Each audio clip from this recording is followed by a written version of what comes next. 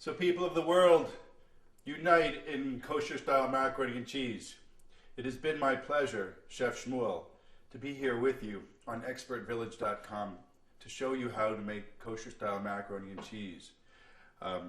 If you would like to find out more about me, I would love to have you as a cyber friend on my MySpace page at myspace.com/Emory_LA. That's Emory with an O _LA. And again, it's been my privilege. I have so much fun. Check out some of the other foods that I have here. There's other kosher style foods that I've done here, and some vegetarian dishes, some soups and things. There's all kinds of things. Chef Shmuel is here to help you.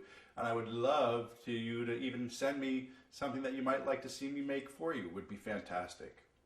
So for the last time, it's been my pleasure. I have a great time here. Thank you so much.